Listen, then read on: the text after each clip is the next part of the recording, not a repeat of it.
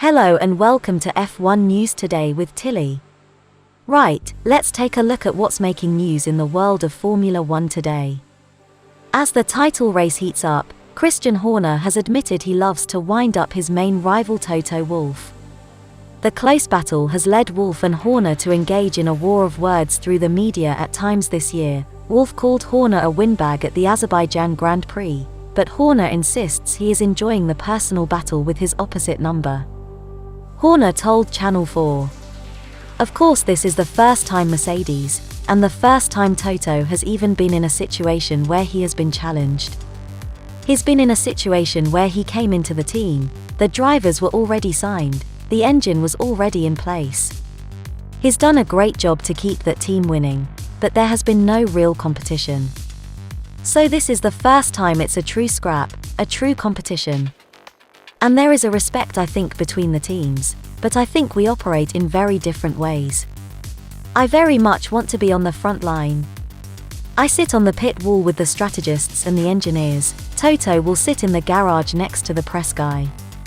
So they are different functions, they are different roles, they are different outlooks. But of course, the competition is fierce. I think that's the key thing about this championship. We are loving the competition, and the more Toto gets wound up, the more fun it becomes. Well sis, things between these two iconic teams sure are getting spicy. Speaking of iconic, Mick Schumacher has said he would love to revive the iconic Schumacher-Ferrari relationship one day. Speaking on the In the Fast Lane podcast, Mick said, "I wouldn't call it pressure. I think it's nice to be able to call or just say I'm a part of that family. To be part of that whole company is great. Then obviously, with all the history, where people combine with Ferrari and Schumacher, I think it's a very special combination, and I think hopefully something that can be revived in the future.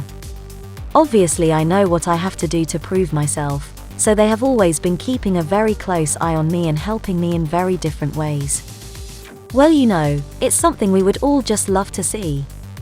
Speaking of Ferrari, Mattia Binotto was reluctant to put a number on the time gain made by Ferrari with its upgraded Formula One power unit, but said it offered a step in performance.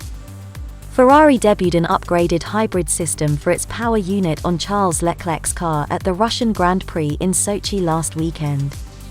The updated power unit was understood to be worth less than 10 brake horsepower, but Ferrari made clear prior to its introduction that its greater purpose was to help lay the foundations for 2022 and beyond. After the race, Binotto said, "I don't want to quantify it. I think that is a fact of our confidentiality. It is a step in terms of performance, but as Charles and Laurent Mekies said already, more importantly for us, certainly it has pushed forward as much as we could with that new technology. It will certainly help in the view of 2022 in terms of the experience we can do. But I'm happy now that Charles has got it and got it for the rest of the season, which still is a step. If Ferrari keep making steps, can you imagine a 14 battle for the championship next season? I'm excited already."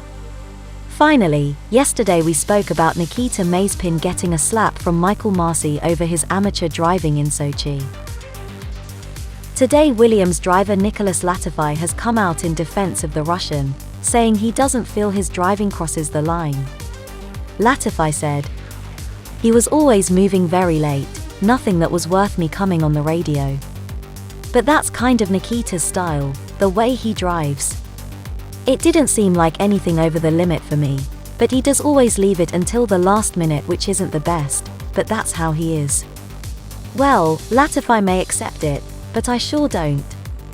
There is no need to drive like a knob when you're so far off the pace every week. We're powered by the F1 Chronicle. Make sure you visit f1chronicle.com for more news. And subscribe to the F1 Chronicle YouTube channel so you never miss an episode of F1 News Today. See you tomorrow for the next update.